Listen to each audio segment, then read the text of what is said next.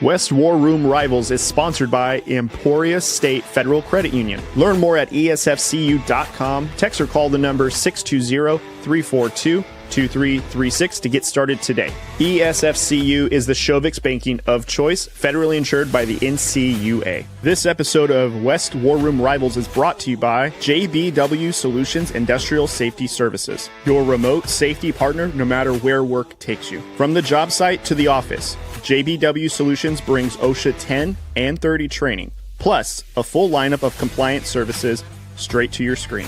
Whether you're a small crew or a major operation, they make safety simple, accessible, and effective. Visit jbwsolutionsllc.com to learn more today and stay compliant wherever you are. West War Room Rivals is sponsored by Field Ops. Kansas sports fields just got an upgrade with Field Ops. Looking to reserve top quality sports fields in Kansas? Whether you're organizing youth tournaments, adult leagues, or weekend pickup games, Field Ops is your go-to platform for discovering and booking the best athletic fields across the state. Instant online reservations, detailed field info such as locations, amenities, and photos. Field Ops is also trusted by coaches, organizers, and athletes. From Wichita to Overland Park, Field Ops has got you covered with real-time availability and streamlined scheduling. Get in the game at gofieldops.com/Kansas-KS. That's gofieldops.com/Kansas-KS. All right. Welcome into the War Room, ladies and gentlemen. Guys, let's go ahead and just kick it off with the roll call, starting with the Shovix. The Shovix, I am Austin, co-host Shovix Sports, representing the Chiefs. And I'm Corey, and I represent the Broncos. Cody. This is Cody representing Raider Nation. And I'm Matt, hosting tonight for representing the Broncos. And just want to give a quick shout out to our sponsors. Thank you, JBW Solutions, Emporia, Federal Credit Union, Field Ops. Thank you for sponsoring this episode. We also want to thank Spy for the cool shades. Make sure you guys use code ORANGE20 to receive 20% off of your purchase for these 6 Spy glasses. Well, we were supposed to have a special guest tonight, guys. Unfortunately, life happens. Alexander Johnson was supposed to join us, but unfortunately he could not make it. So we will work on getting him rescheduled. But, hey, life happens, gents. Yeah, it does. Yeah. And I mean, as much as we were looking forward to asking him, transitioning from NFL to MMA, we'll still get to all those. I do know that this is a guy that we're really excited, but I do know that he has a fight actually coming up soon. So again, I mean, training happens, life happens. And again, I mean, he's not obligated to join any show, but for him that he was going to give us his time. So at the end of the day, we understand that it happens and we'll work on getting him back on. But, let's not let that deter what we're trying to do here. We got a good little lineup for everybody tonight. Absolutely. Yeah. No hard feelings towards him. And we get it. His new career is very important to him. And you guys saw the reel he just posted. I mean, that guy jumped 20 feet in the air with a flying high knee. So, I mean, we totally understand that. But without further ado, guys, we're in our last week of preseason before we kick off the regular season. How are we feeling? I'll let Cody go. Raiders fan. Yeah, you know what? Raiders have always, for some reason, done well in the preseason. When the regular season happens, we forget how to win. So as much as I want to be excited, which there are some exciting things, I think everyone would agree to be just a little apprehensive with expectations for the preseason. It does not mean that's how your season is going to go. So I think that's where I'm at. I forgot wasn't there some record where the Ravens never won a preseason game and they've done just fine. I think there was a stat of that last year or something. It was the opposite. Yeah, they were on a 25-game winning streak in preseason. Oh, okay. Mm-hmm. And yes, they did just fine. Yeah, they've been pretty well rounded. I will say for the Raiders though, seeing Ashton Genty finally get more than one carry, start truck sticking some pools, there is some. Maybe not a lot of wins to get excited about, but you guys might have some exciting players to watch. Yeah, I mean, I think, too, it's nice to, see that he is going to do really well in this offense. Obviously, a lot of people were saying after the first week of the preseason, like, oh my gosh, is he even going to be good? And it's like, guys, it's one preseason. He had 3 carries, guys. That's not a measurable thing at all to determine if someone's going to be good or not. So. Exactly. And you think about it, even in regular season, how many times the first play of the game was a run that just got stopped for a 2-yard loss, and then they ended up finishing over 100 yards. That doesn't mean anything. Yeah. 3 carries is not enough to say yeah, this guy is going to be a bust. So I think people just kind of need to take a breath, take a step back, and let it develop. Yeah. So, I was telling my brother the other day, it's kind of like the AP one, right? He'd have 12 carries for 22 yards. Then you'd come back later and he had 22 carries for $180. It doesn't all happen in 1 or 2 carries. So just let's calm down. Yeah. 100%. That's how you know it's almost football season. Yeah, absolutely. I mean, you know what though, Austin, one of the guys that you're pretty high on though, Skyy Moore, he had a pretty good game. Want to go ahead and kick us off with your thoughts about Skyy Moore and the wide receivers over there? Yeah, I don't know if I'd say I was high on Skyy Moore. Maybe not even coming out of the draft, but you never want to see people not succeed, right? But from a receiving standpoint, it's obviously been rough for Skyy Moore. I mean, this preseason, he's had a few drops. He kind of salvaged himself. He's always been a good return guy. And so even in the stomping the Seahawks were giving us, still took a punt 88 yards to the house. So he may have saved his job on the roster in the return game. In the end, I actually don't think he makes the roster, though. There's enough good return guys to where it's not a reason to keep him.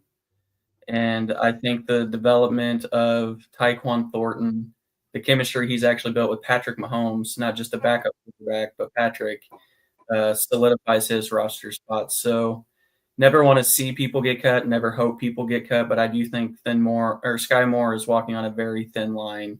And unfortunately, I think he does get cut. And I don't even know if he's there as their kick return. I think Bijo has done really well. Kind of a guy who comes out of nowhere last year. Is he a Fresno State guy?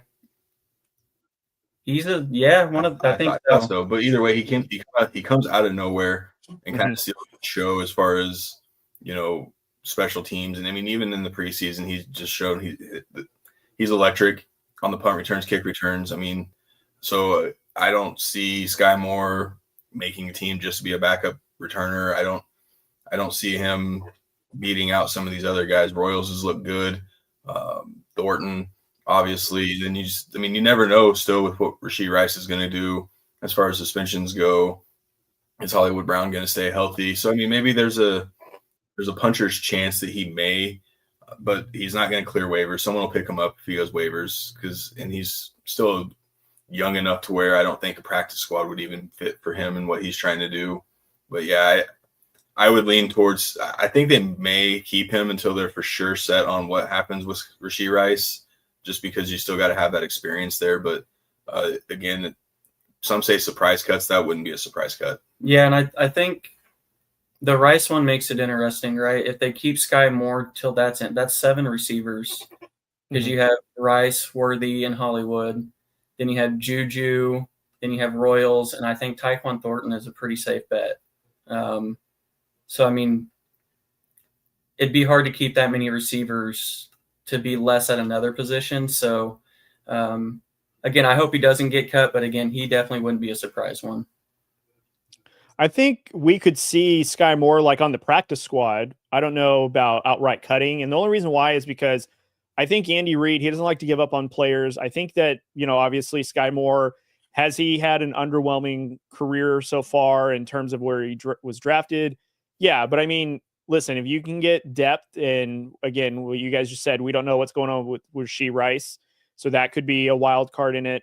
I think what makes it different, though, is Hollywood Brown is healthy coming into the season, where last year he wasn't. So it felt like the Chiefs were thin in that whole area. But now you have Xavier Worthy, who's emerged as, your deep threat. Royals, who could possibly be the guy that replaces Skyy Moore. Hollywood Brown, who's, a veteran receiver. Juju Smith-Schuster, who just seems to be a slot guy and, has this really good connection with Mahomes. So sure, maybe Skyy Moore is on the way out. I sometimes I have the hard time seeing Andy Reid just let go of players. Like even with who was your guys' running back for the last few years? He was out of LSU. I'm forgetting his name.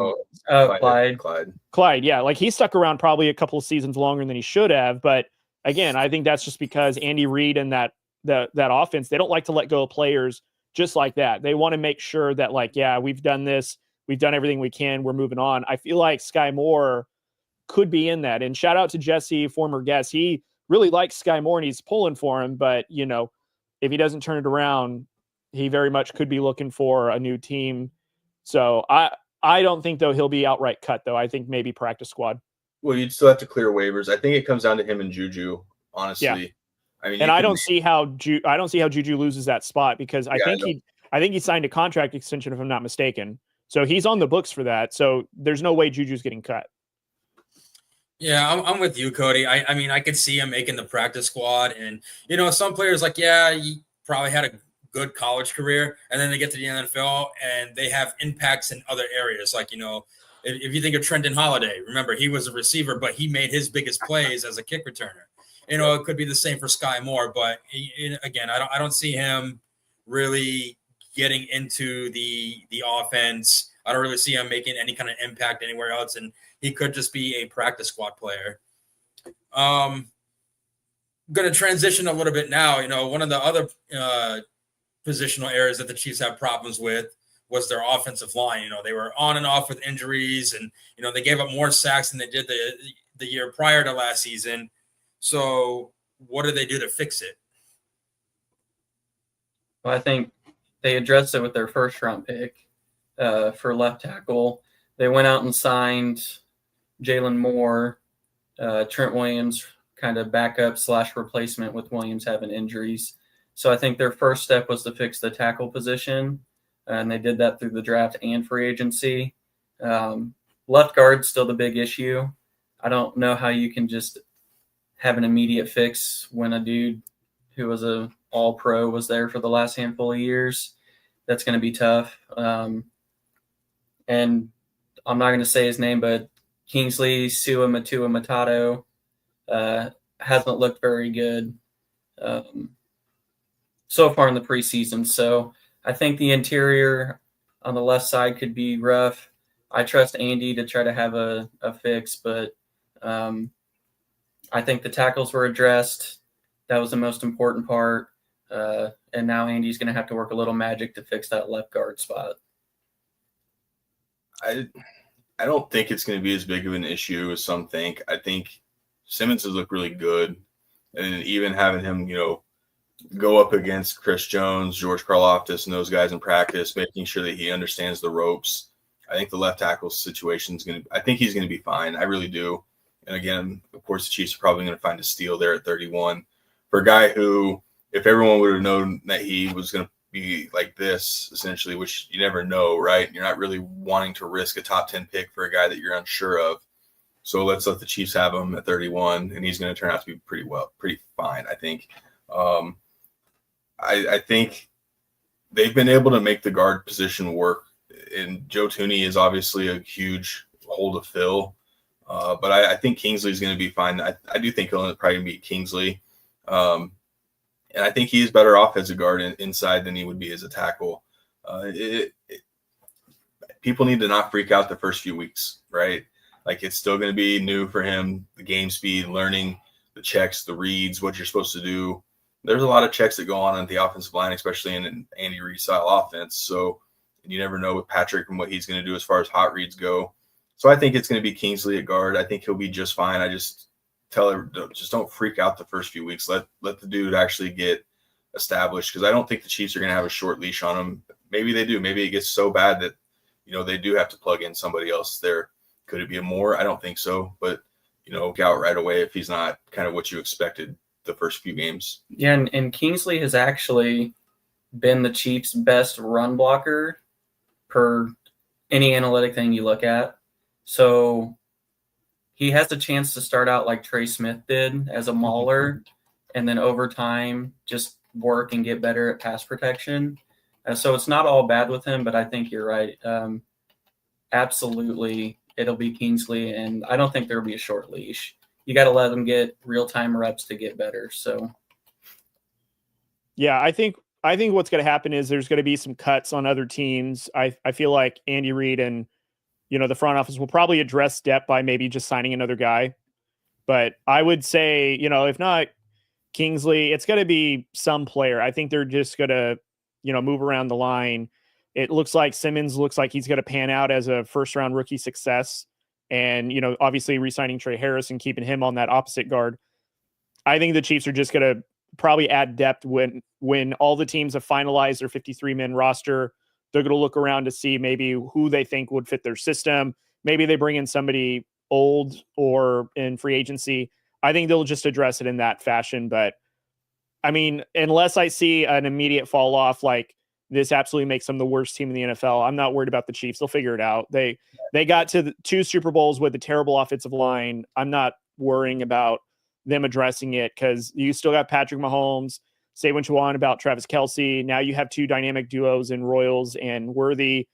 You don't really, you just need to make sure you get the ball out quickly, which is what their offense kind of is now. So I see the Chiefs just being fine, and they'll address it if they feel the need to after preseason on week 3, I think. So, yeah, same for me. Like, one of the things I love most about Andy Reid is like he can just come up with like a solution to any problem, like on the fly, really, really quick. So, again, I'm not too worried about it. If he's not worried about it, I'm not worried about it. Again, and I feel like a lot of the times too, like if there are any issues that he wants to address, he just brings it up in the free agency, and then bam, problem solved. And next thing you know, they're in the Super Bowl. So, and he's such a good coach that a player who other teams maybe look past, he's going to find a way to get the most out of them. Then all of a sudden they were the missing piece to that offense all of a sudden because of the coaching and the culture. So I think that's why I get frustrated with the Chiefs. They're such a well-rounded team. Is like they're going to find some guy off the street, they're going to get the most out of him, and they're going to still do fine. So I hope that they have right guard problems too, if I'm being honest. Hey, don't say that about Trey Smith. That dude's story is awesome. And honestly, it's a quick game, right? Like they'll make the adjustments, they'll play the quick game, they'll still try to run the football.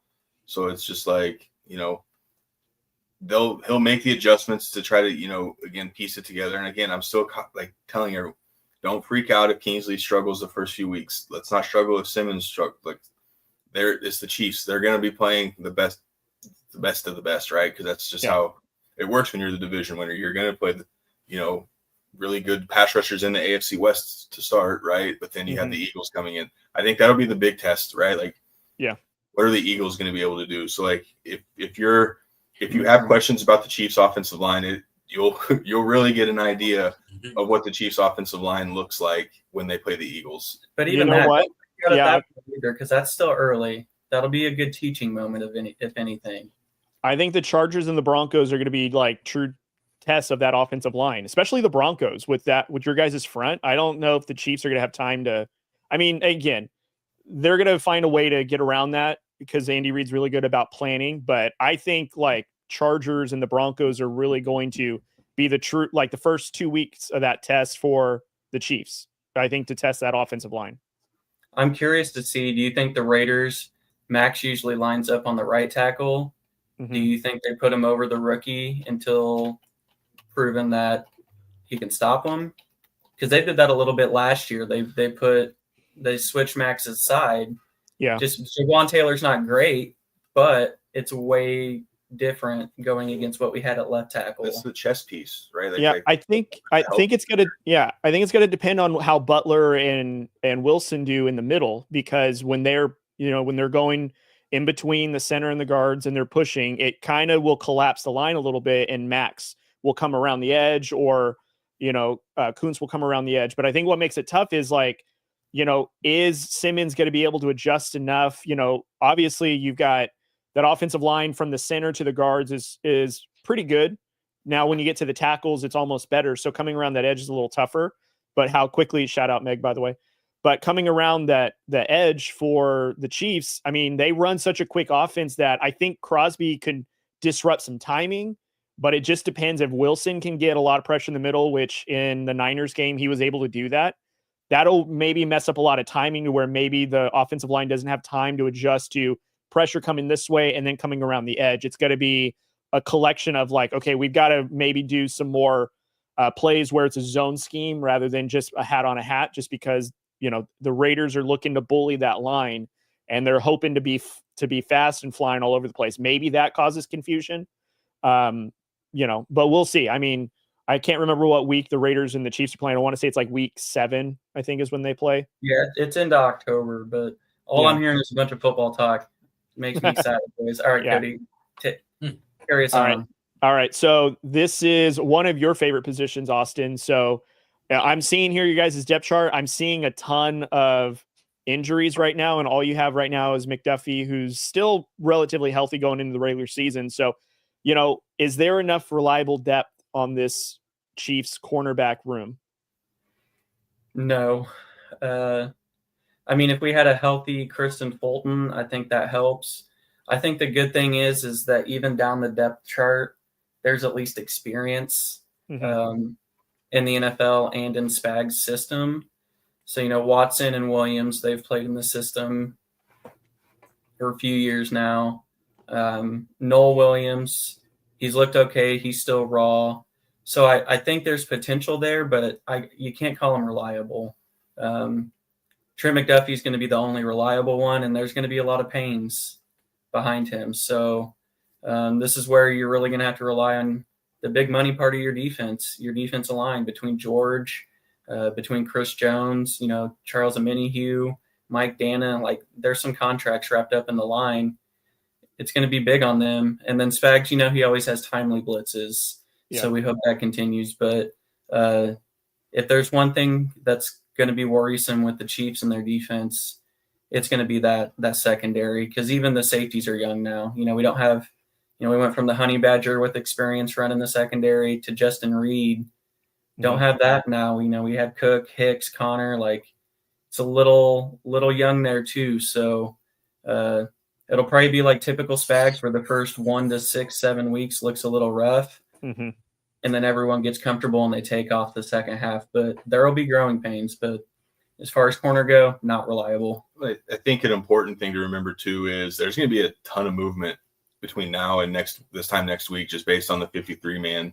There's going to be some really good players that are going to be the cut.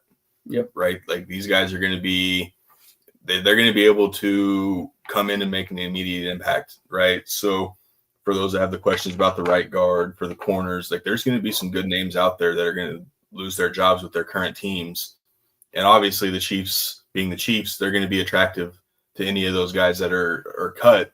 So they could, you know, it makes it real unsettling the next week and a half, or the next, you know, week. Right. So it's kind of just wait and watch, because just because you think they're going to make the team, that's not the case. And then, you know, so yeah, if you are Nas and those guys in the secondary, you can be easily replaced if a corner that's, you know, one of the top, you know, guys on his team, you know, maybe it's a veteran, like, right. Like, you know, I'm looking at Denver, you know, there's some good corners that Denver's probably going to have to, you know, get rid of, just based on what they have depth wise.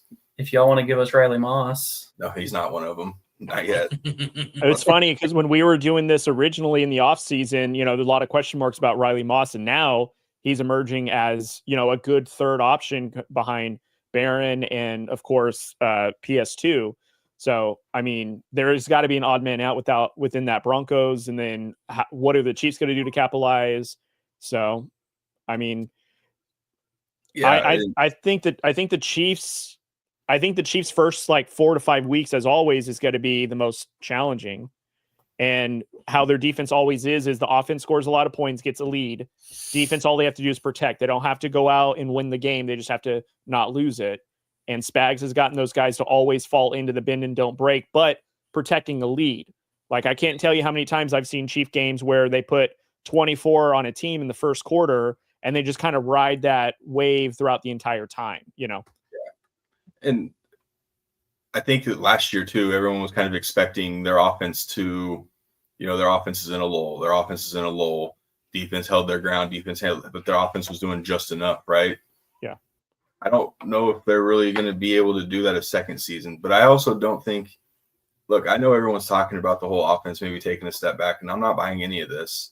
Like, I know that people want to say it for clickbait and they want to try to get a rile out of people. is Travis Kelce going to be back? Maybe not, but that doesn't necessarily mean that he doesn't have to be. He had 97 catches last year, so he's still very important and very productive. So, and that's what I'm saying. Like, everyone wants to talk about this window. Everyone wants to be that guy that's like, oh, hey, guess who called the Chiefs' downfall this season? Like, no, I'm not buying into any of that notion of the Chiefs are down, right? As long as Andy Reid's on the sideline and Patrick Mahomes is behind center, the Chiefs are going to find ways to win games. It may not be the prettiest, a la Denver losing to them on a blocked kick. Denver had them right there, but it doesn't matter because you have to finish the games, and the Chiefs just find ways to continue to do that. So miss me with is the Chiefs' windows closing? I'm not buying in any of that. Yeah, and I don't think their window's closed, and I don't even think they're taking steps back. But I think if things look different, it's not going to be because the Chiefs took a step back. I think it's because teams like the Broncos, the Raiders, the Chargers, and other teams took step forwards too to just close the gap. So there's so much that goes into it, but I agree. I think the Chiefs' offense will be fine. As long as you have Reid and Mahomes, there's no such thing as a closed window. But I think other teams have gotten better. It doesn't mean the Chiefs' window's closed, though. And that's the thing, too. Like, every season, everyone's always trying to keep up with the top dog. And the Chiefs are always like, yeah, they lost the Super Bowl, but they're still the top dog in the AFC. Yeah. You know, and one of the things I've always said, I've been saying it for a while now, one of the things that, you know, not only they're so good at just finding ways to win, but they're good at going to backyard football if they have to. Like, that play is busted. And, you know, perfect example, a couple of years back, Denver had, you know, I think it was a Monday night game, and Denver had the Chiefs. It was like 2nd and a mile. It was like 2nd and 30. And one play, the play was busted. I'm like, yep, here we go. Now it's about to be even worse for him. And Mahomes finds a way to get out of there, and he found Tyreek Hill wide open and picked up like 25 yards in one play. So again, they just find ways to make plays happen. They find ways to win. Hey, you know, no one does it better than Travis Kelce and Pat Mahomes. They're like, hey, Trav, if the play breaks down, find open space and I'll find you. And nobody does it better than them. And that's why they're so good. That's why they're able to do what they do. Yeah. And I also want to say, I think Xavier Worthy's he's pretty close to having that Tyreek Hill like breakout. Yeah. Let's not sit here and say, you know, let's not act like he's not the speedster that they need. And, you know, I would compare him to having a Tyreek Hill like season. And could it be this year? It damn sure could be. You know, I wouldn't sleep on that. And if that happens, look out. Well, and Worthy is farther along as a true receiver right now than Tyreek was year 1 and year 2. Right. Absolutely. Tyreek was just fast. Over time, he became a legitimate receiver. But right now, Worthy is farther along than Hill was. Cody, I want to say Mike Yastrzemski hit another home run for the Royals. Break my heart, man. I can't believe we did Yaz like that. But what I was going to say about the Chiefs, though, is very similar to what you were saying, Austin. Like, they have now that home run hitter, no pun intended, with Xavier Worthy, because that's this offense with that extra layer and with Xavier Worthy able to run all the route trees. And I think it was who was it? Was it Eric Warfield? I think told us that a lot of receivers have these route trees, and Travis Kelce's really good about finding these zones and sitting in them, and that's how they're able to connect. And you know, imagine all these other receivers having that same connection with Pat Mahomes, where you don't need to run your exact route. You just need to sit in the soft part of the zone. And that's what makes this offense deadly. And I do want to say, I can understand when people claim that the refs are in the Chiefs' back pocket, whatever conspiracy theory. But let's be completely honest. The Chiefs are also a very well-coached team. Like, and I say that as a Raiders fan who have seen us, you know, bad coaches throughout my time as being a Raiders fan. Andy Reid will probably be like at least finishing in the top 3, if not 2, of best coaches in NFL history, like hands down. And he's doing it right now with the Chiefs. He's done it for a very long time consistently, and teams are going to hate that, and that's fine. But like, they're hating it because it's working. Like, what is it producing? Super Bowls, AFC title, you know, games, whatever it is. Like, you want to talk about last minute field goal blocks? That's coaching. That's execution. That is not luck. That you only do that with a team that is well coached, that answers the call when they need to, and that's how that happens. That's quite a claw squad, you know. But yeah, you know, to your point too. Denver had the Chiefs in the first half, and you get to the second half, and they put up a total of 25 yards, in the second half. So the refs had nothing to do with that. That was all talent. Sorry, I just had to answer the call on that one. Yeah.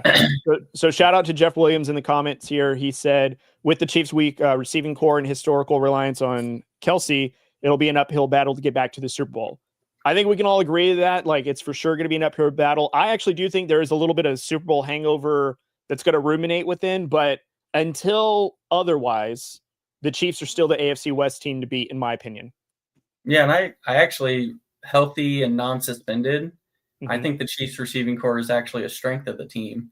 When you talk about Rice, Worthy, Hollywood Brown, Juju, Royals, I think they're not as top, they're not Jamar Chase and T. Higgins. They're not top loaded, but they have a lot of quality receivers. Now, if you do lose, 1 to 2 of those receivers, now you're hurting. But I actually think they found a good way to turn the receiving core into a strength of the team. For now, obviously there will be suspensions. We know that there's always going to be a game or two or more missed here and there. And I think that helps just open it up even more for Kels. I don't think he's going to be the vocal point of defenses anymore. It's going to be Worthy deep. It's going to be Rice when he plays. And follow-up, isn't Rice facing suspension? He is. We don't know how long.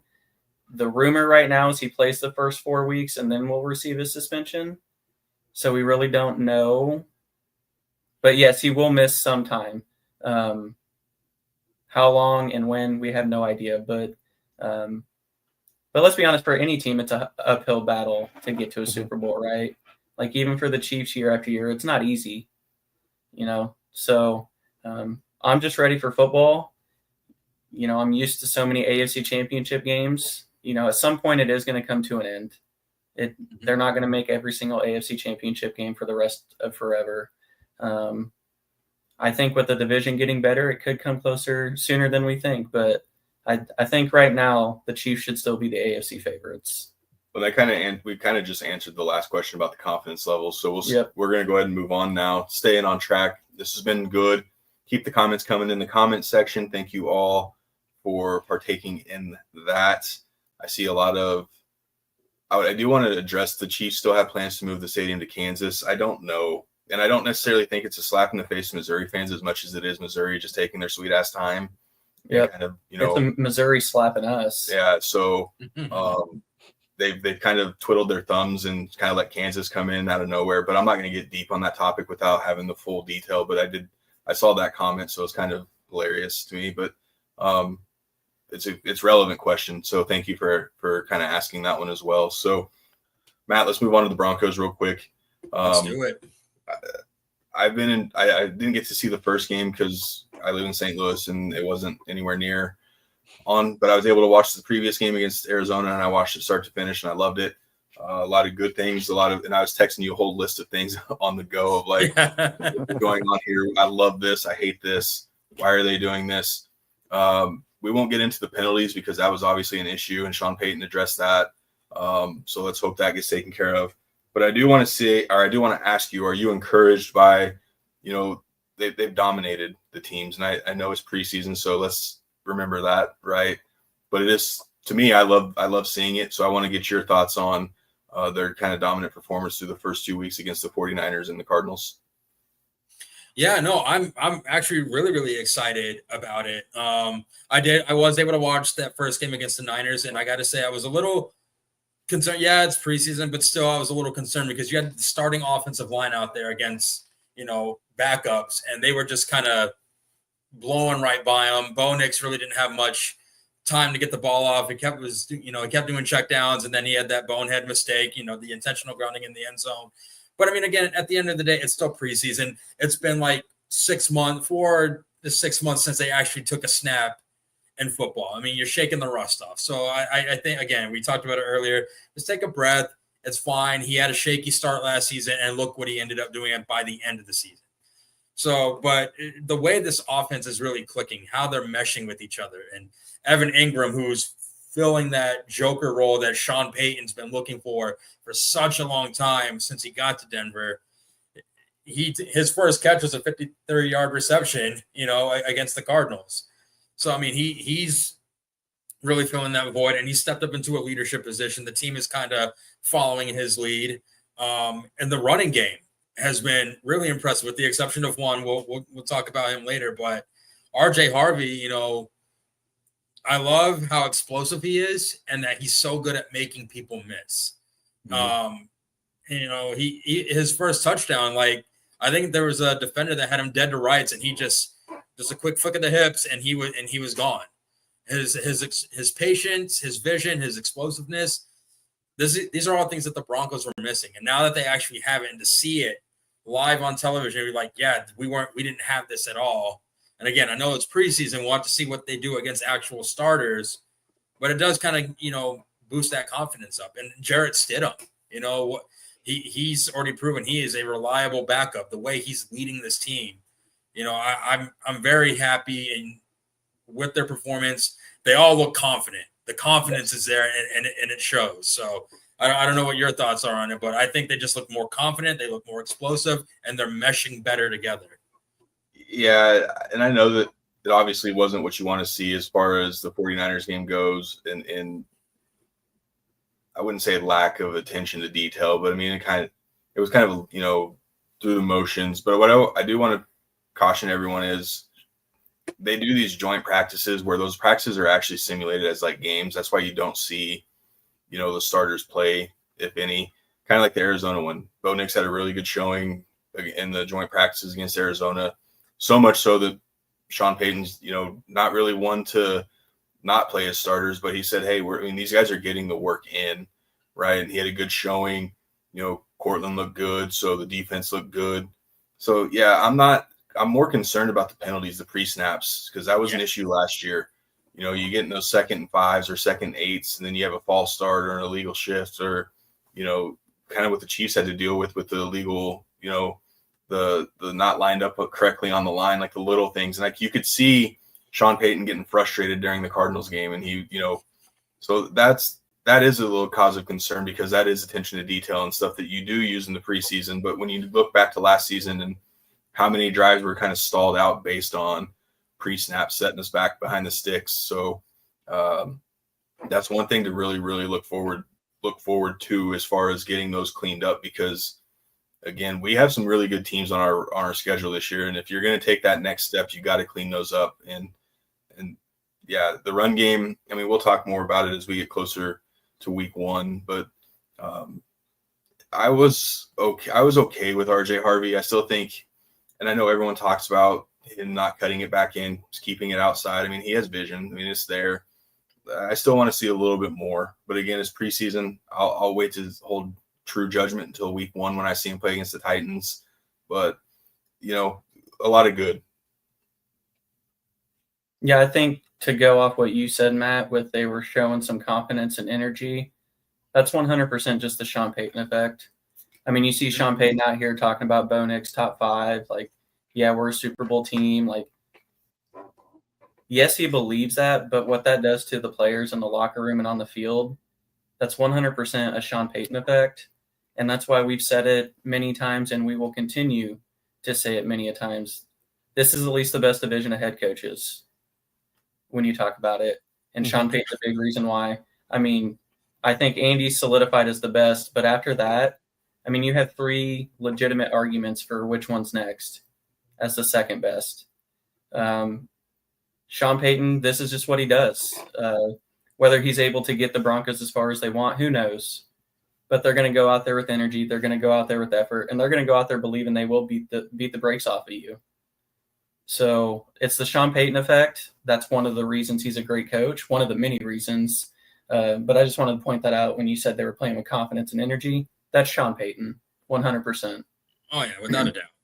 Cody? I think what makes it difficult, and I'm not trying to say this to throw shade at the Broncos, but I think there's a lot of hype that's coming into the season that's a lot of outside analysts, not even Broncos fans, just outside NFL people that are already dubbing, the Broncos as AFC West champions. A lot of them are saying they'd pick them over the Chiefs, and I get it. Great defense, if they pull what they did offensively last year or even take a step forward, they're going to be a deadly team. They're going to be a team like that was very similar to when Peyton Manning was there and they were just an offensive juggernaut and they had a defense to back it up. But I do also want to say too, like Bo Nix, the second year, I would be a little concerned with the growing pains of that.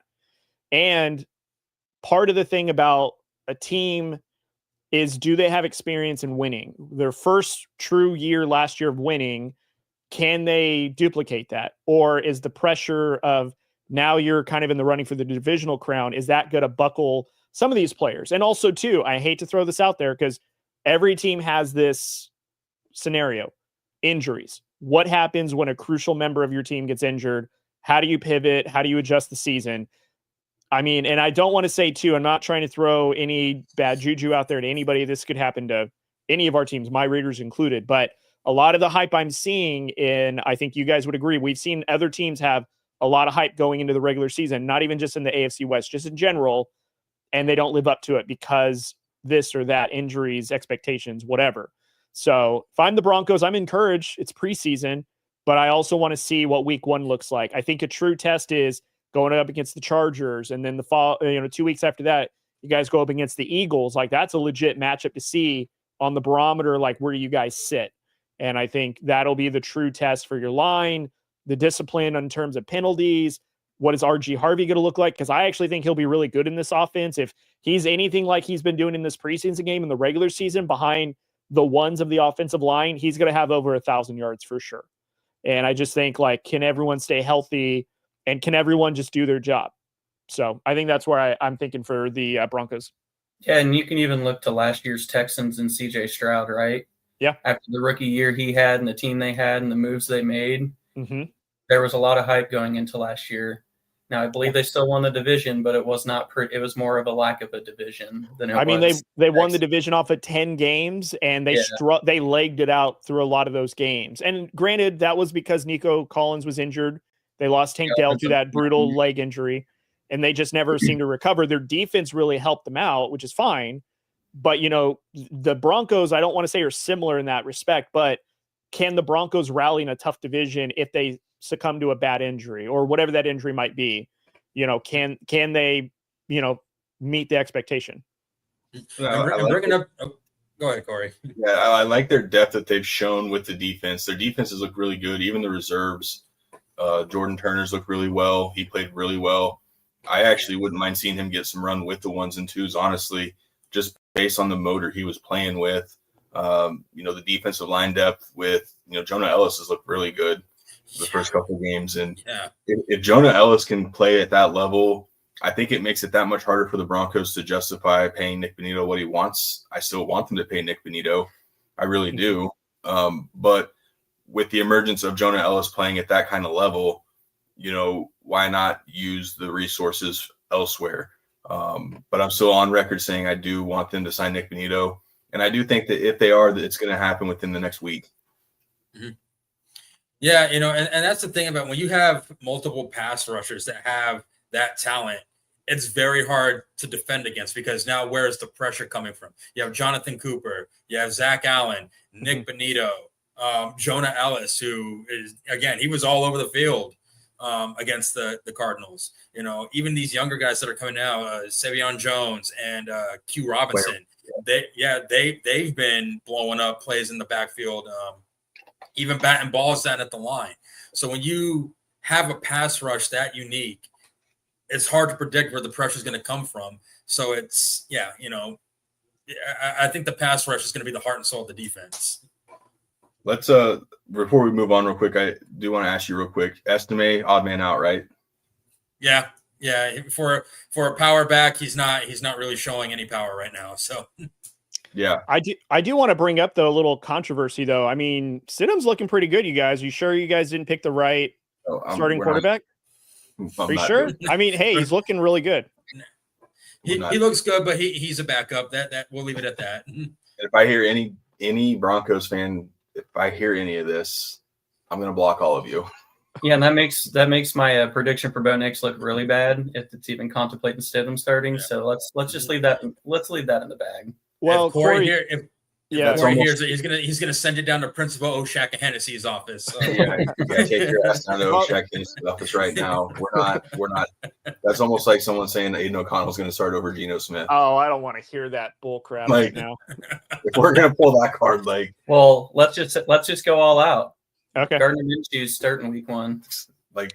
He absolutely is with that mustache. Yeah, boy. Start him. Cody, get us going with the Raiders questions. Well, I think we're kind of already talking a little bit about it. And I just want to say my Raiders for this preseason, I think there's some things for week 1 that I think I want them to address when they played Seahawks against the Niners. Obviously, last second field goal kind of did it in for us. It is what it is. It's preseason. Would I've loved for them to have a good showing? Yes. But I think with 2 weeks of the preseason, also with now a full training camp in the books, basically, we can now put this thing to bed of this controversy between Aidan O'Connell starting over Geno Smith. Don't know where this thing started. It wasn't a thing. And I think Geno Smith has finally closed this door or this book, so to speak, on this chapter. So I'm actually going to just say right now, AOC is going to be fighting for his spot more so than fighting for the starting position. Like AOC, there's a realm of possibility where he's either going to get traded or cut. He may be the backup, but that's really the only thing that I could see Aidan O'Connell getting to for the Raiders. Geno Smith, week 1 and 2, especially 2, and how he's looked with Chip Kelly's offense, clear cut number 1, no questions asked now. If there was ever a question, there isn't any now. Well, how was it even? You didn't go out and get this guy and pay the guy. I don't even know how it became a thing. Week 9, if Geno Smith looks dog crap, okay. But, there was never any doubt the dude you paid a crap ton of money for is not starting week 1, barring an injury. Right. I don't even know how that became a thing. And I think you're right. AOC is closer to not being on the roster than he is anywhere else. And again, so Cam Miller, our 6th-round rookie, Tom Brady's protege, I've heard people dub him as. He had one good preseason game. Second one, not so much. He kind of threw an interception that really cost us that game in general. But, he's raw talent. So imagine if he puts in some time. Do I think that he'll be the backup? Not really, but I wouldn't be surprised if, maybe Pete Carroll and Chip Kelly have more confidence in Cam Miller to run the offense as an emergency quarterback than AOC, because AOC is not a mobile quarterback by any means. He is a prototypical late 90s, early 2000s quarterback who's going to stand in the pocket. He'll throw the ball, maybe borderline game manager, and even still more or less a backup to some team. With him being a starter for so many games for the Raiders and him coming in with the Raiders and playing against reserves, he should look like Stidham. That's why Stidham looks so good. But I think he has more interceptions than turnovers in the preseason. Yeah, more interceptions than touchdowns in the preseason. And he started a majority of the games last year and the year prior. And against 2s and 3s, he's throwing crucial interceptions. So you know what it is with Raiders fans? It's because he's still the last quarterback to beat Patrick Mahomes in Arrowhead. He went 9 for 30 something. I know, no, listen, less than 60 yards or something. He didn't complete a pass in the second half, but he is still technically the last quarterback to win there. So Raider fans are living on that, but that's what I'm not living on that. You're a Raiders fan, so you are. Hey. Let's actually talk about a bright spot for the Raiders. They have one? Well, obviously they have Brock Bowers, so they and Max Crosby on defense. So you're starting to get your pieces there, right? Yeah. Now, obviously, everybody wants to talk about Ashton JT. Beast. Cody, you excited? We watched him truck over guys. That's kind of what he's going to be. Again, preseason, yes, but there's got to be a little excitement there, especially knowing that you have a coach who wants to run the football. 100%. So the fact that Genty had a much better showing week 2, and not just a decent showing, he had a much better, almost more than double the carries he had from the previous week, scored, showed strength, showed agility, was able to go through the tackles around the edge, everything that the Raiders were hoping for. And again, and Pete Carroll even addressed this after the week 1 preseason, it's a very vanilla offense. There's no game plan really. It couldn't be any more basic. So imagine if there's some game plans where more utilization of him. I'm encouraged by that. And he was also utilized a little bit in the passing game. So that's another dynamic that Genty will have. I was not sounding the alarm on Genty after the first preseason. I was just kind of surprised that Raider Nation basically said that Genty was a bust after one preseason game. Like, that's crazy to me. But the fact that he had a really good showing against the Niners and has some great highlights of, hitting them with the stiff arm and trucking him into the turf, like, to me, that just solidifies, we have the right guy for Raiders running football. Yeah, and two things I want to point out with Genty, and I'll make it quick. One, I'll have to go back and look. I think he trucked the same dude Patrick Mahomes did. So I don't know. I don't know if we're really hyping that up, but no, he did look better. And then the second one, you mentioned the passing game. Dude also looked pretty good in pass pro. Let's just, I don't know where he kept the pocket clean. Yeah, I don't know where it came from that he couldn't catch or pass block. These armchair scouts, I guess. But truth be told, he's a well-rounded running back. Mm-hmm. Obviously, power bruiser, best runner, but he is a fine all-around running back, and we will see it. And I don't think there's any concern with Ashton Genty in his career. Yeah. I agree, Alec M. For sure. 100%.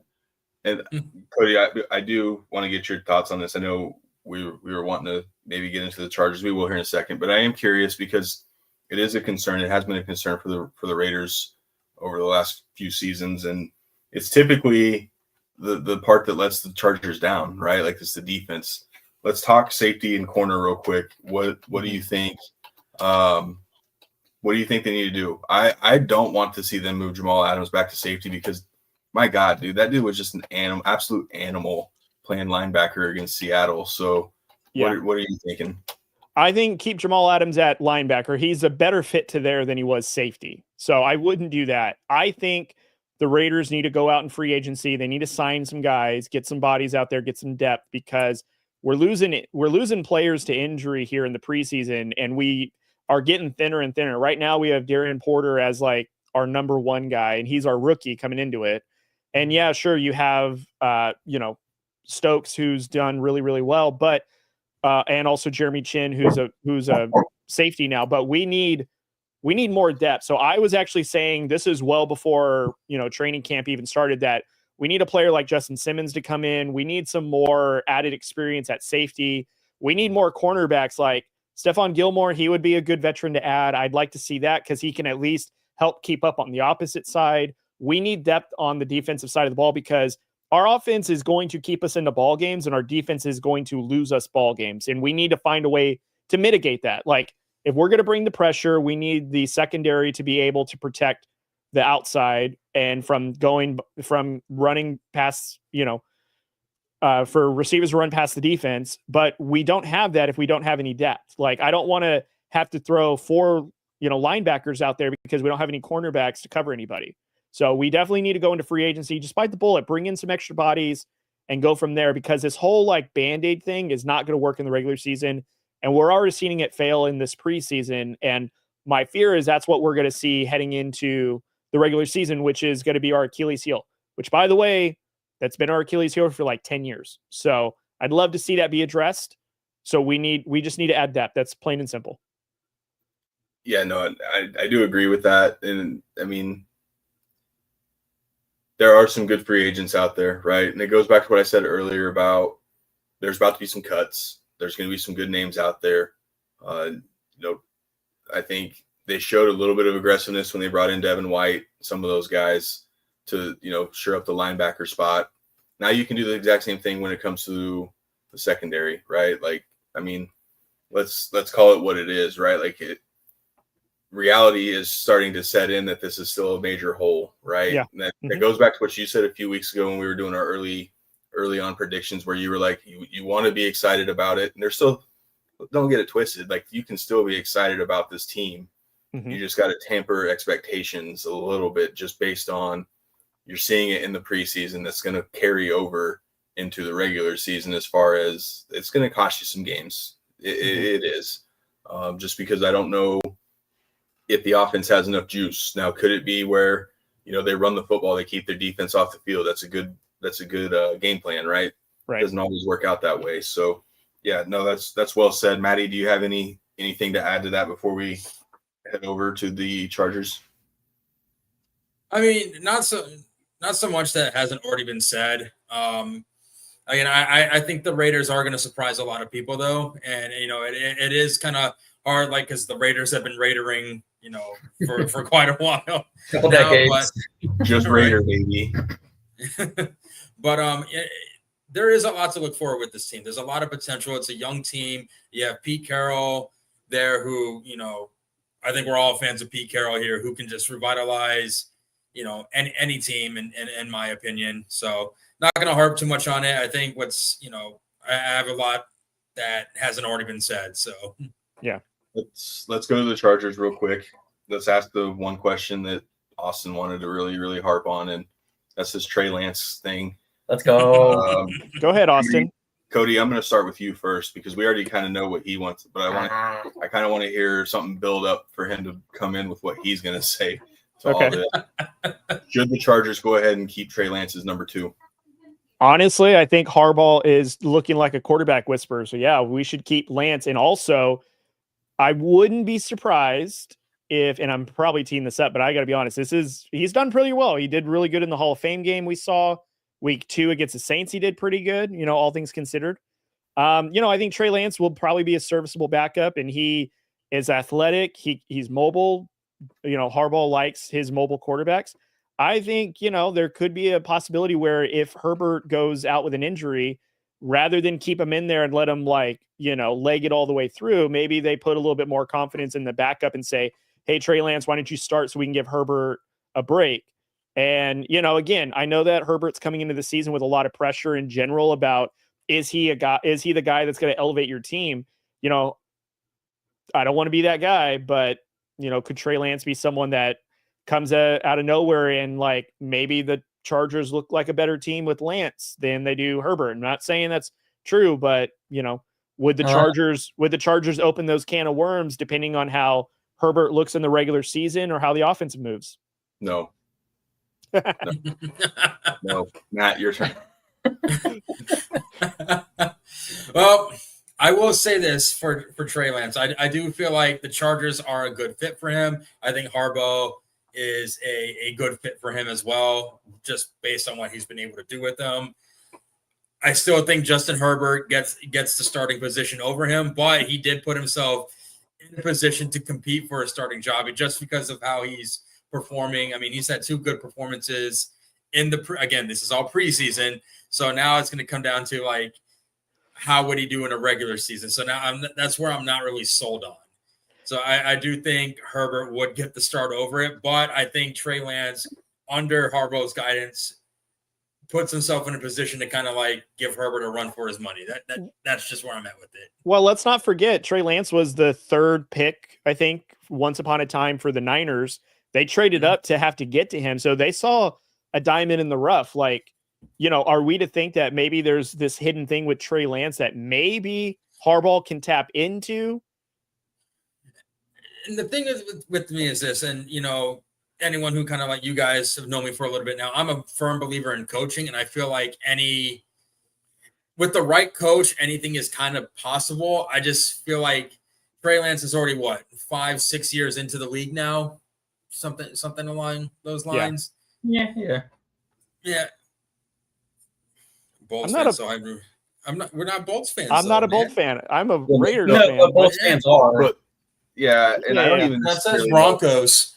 Yeah, and I don't necessarily know if they're hyped over Trey Lance as far as By the way, shout out Alec for the comment. Thank you. Yeah, thank you, Alec. And yeah, I don't. Go ahead, Matt. I was going to say because I was kind of making the case for Drew Lock for a while. I feel like Drew Lock was failed by coaching, and I think you could probably make the same case in point for Trey Lance. I just feel like maybe he didn't have the right coaching staff to kind of help him play to the level that he could be at, and I still think Harbaugh and the Chargers are a good fit for him just based on how he's performing now. Is it enough for me to say I can confidently say that man is going to take Justin Herbert's job in the middle of the season? I think the only way he takes the job is if Justin Herbert gets hurt, which is more likely to happen because it's Justin Herbert who only had like 2 good healthy seasons since he's been in the league. Mm-hmm. That's the only way I see him taking a starting job. And I think that's when you're going to test him there. But Austin is ready to go. I'll try to keep the tiger in the cage a little bit. I'll go with what you just said, Matt. Let's say Justin Herbert does get hurt and Trey Lance comes in and their offense is elite. It's gone to another level. Things are good. At that point, could you see him keeping the job until otherwise? Like, say after 4 weeks, they average. I have a bold statement. I have a bold statement. There is nothing that Justin Herbert can do to lose the starting job. Period. I don't think. So even if he gets hurt for 8 weeks, That's different. That's different. He gets. Level. No, but I'm saying when he's healthy, is he coming back? If that offense goes to new heights. Yes. Yes. Okay. And the reason why is because they got so much money tied up in Herbert. But the Broncos proved that you don't have to do that with the money anymore. The Giants proved that. Okay, hold on. Let's not use the Broncos' financial situation as a barometer to see about good team moves. A younger quarterback too. It's not Russell Wilson. But I'm saying though, the Giants did it with Daniel Jones. You're starting to see, especially at the quarterback position, the money doesn't mean much. If Trey Lance takes that offense to new levels, if he's given an opportunity, I don't see how you stop that. And that to your point, Austin, too, would history repeat itself for Jim Harbaugh, who had Alex Smith as the starting quarterback in San Fran? Smith gets hurt. Here comes Kaepernick. They go to the Super Bowl. So would history repeat itself? But then again, would history repeat itself? And then Kaepernick is no longer in the league, and now Trey Lance is no longer in the league. Well, so I think this is only an option because it's Jim Harbaugh. I think he gets the most out of any quarterbacks. And Trey Lance really fits the exact mold of what Harbaugh loves. We're not saying that Herbert or Lance is more talented than Herbert. We can throw that out the window. What I'm saying is Trey Lance is the exact mold for what Harbaugh loves. And I think if given the opportunity for whatever reason, Lance gets a chance and takes it to new levels, I think you really have to ask the question. Because Herbert's had opportunities, right? Corey is so disappointed in us. So Herbert will be the starter, but I still think there's scenarios where Trey Lance ends up being a guy. No, here's the thing. I think Trey Lance, and again, that's why I made my statement. Justin Herbert won't ever lose his starting job unless he is injured and he's out for the season. That's the only way he loses his starting job. And I would even still make the repeat statement. Let's assume that Justin Herbert is out for 6 weeks. Okay. Right. However long 6 weeks is, whatever part of the season. Let's say Trey Lance goes 5-1, great ratings and all that stuff. Herbert's still going to be the starter, my opinion. I don't think, and the reason why is because Herbert has shown that even when he was injured, he was a good enough quarterback to help lead that team and the way it was constructed, whether that was bad coaching or whatever. We still don't know if Trey Lance is going to do anything. Even if he's given this opportunity, he's looked like what Matt said. He looks great in the preseason. Regular season, when teams are scheming for you, you look a little different. Now, do I think Harbaugh can get the best out of Trey Lance? Yes. But I don't know if that means, though, that he's going to win the job. I just think that Harbaugh can tap into this quarterback just like Kyle Shanahan's really good about tapping into quarterbacks, too. I just think that's a similar thing, but I don't think that means that Trey Lance is going to win unless Herbert's out for the season. If Herbert blows out his knee, Aaron Jadrelbo, he's out for the year, Trey Lance, I think the Chargers then are a really good team still, but I don't know if he takes the starting role, my opinion. I agree, but what I'm saying is I think it's an interesting conversation that would have some legitimate merit to it. He was 7 of 15 for 121 against the Rams. So, I mean, that's better than AOC. That's very far better than AOC. I want to get that shot in any chance I can. No, I agree. It's Herbert's job.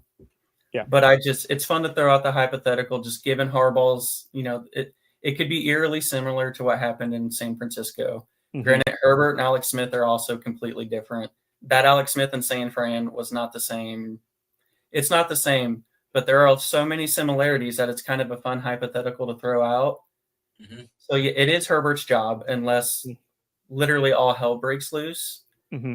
But I don't think Herbert's proven as much as people say. Oh yeah, but at least he gets them there. He's proven to get them to the playoffs.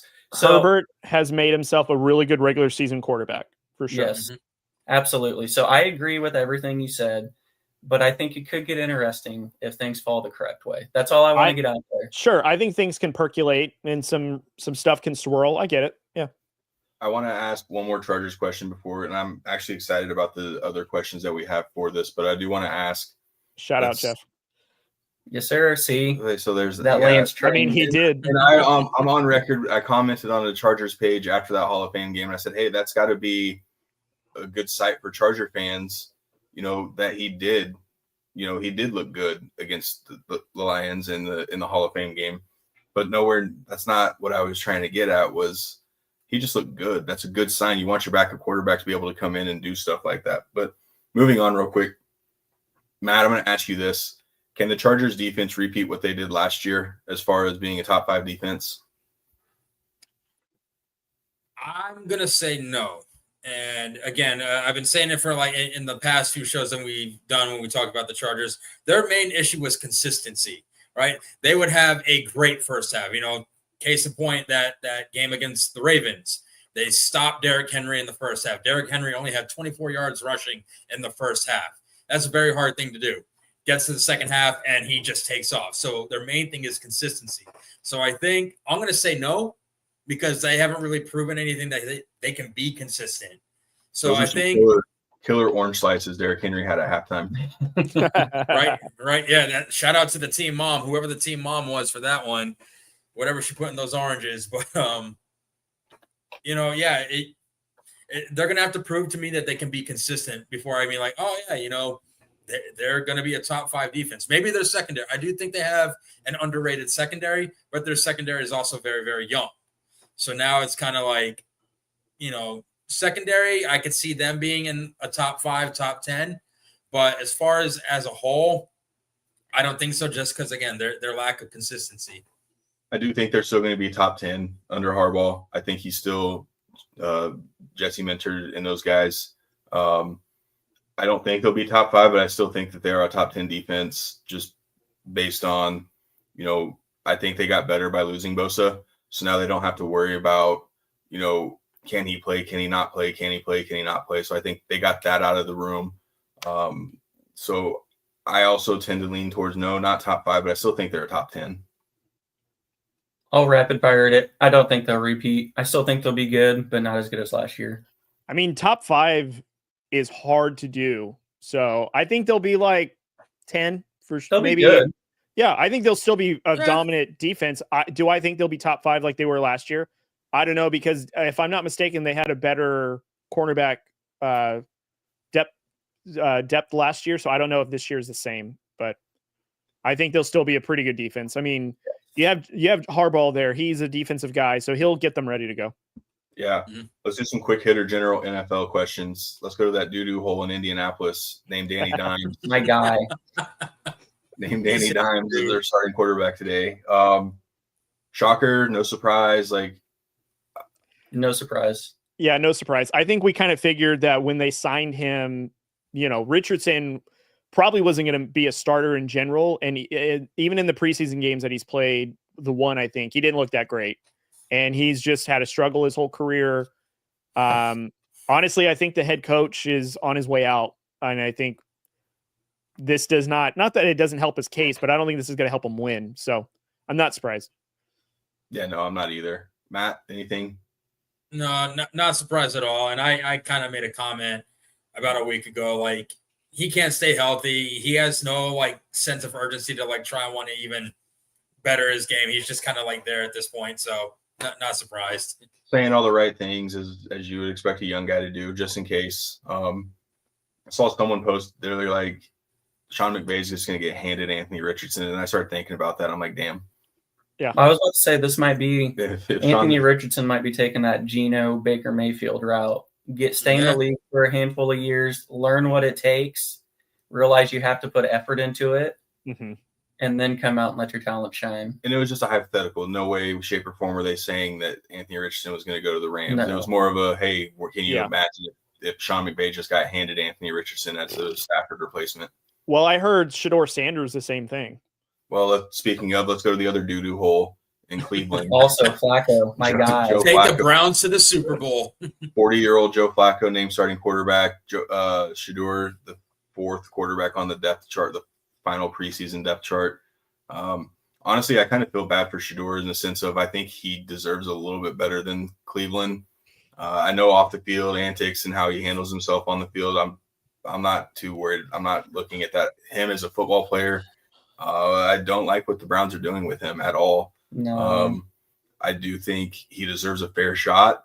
I think when it's all said and done, he could be a good NFL quarterback.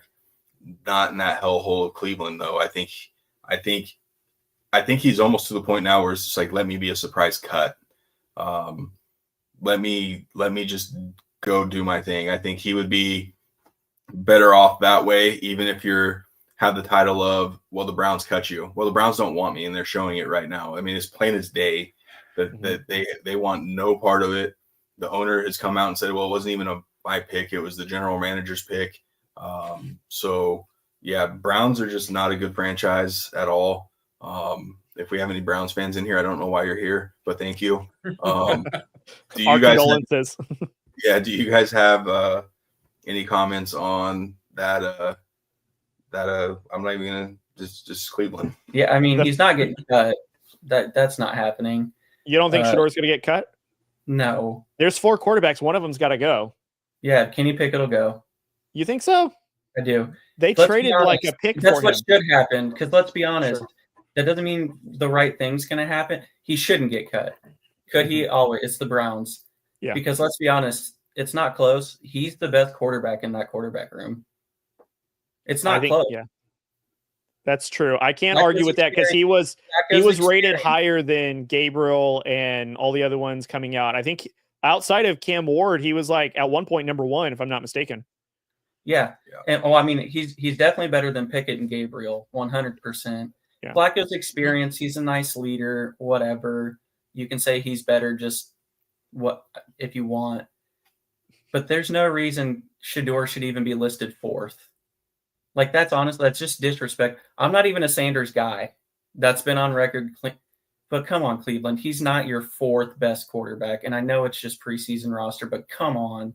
Like, be better than yourself. Speaking of Cam Ward, Maddie, I can't wait for us to introduce Cam Ward week 1. That's going to be Welcome to the NFL. We have a couple weeks from now when we're doing our preview of week 1. Maddie, did you have anything to add on the old Shador saga?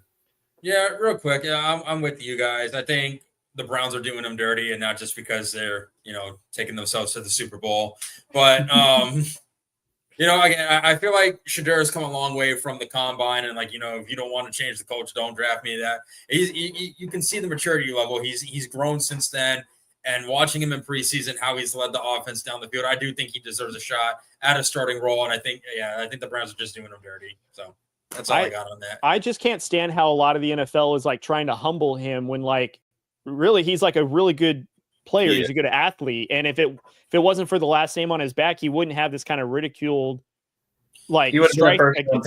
Yeah. And which I think is frustrating. And I get it. Like, he rubbed people the wrong way with his attitude and his dad. I get all that. But the preseason game that he played, he clearly looked like the better quarterback that the Browns had, and he gives them life. He gives them energy. And yet they're like, no, you're 4th. And for what reason, I don't know. And unfortunately, some team who, I don't know, throw out any team that could really use a quarterback right about now. The Rams, that's Raiders. I mean, I would not be surprised if the Raiders picked him up, and he would be a good stash quarterback to develop in for the Raiders. So yes, I would be happy with that.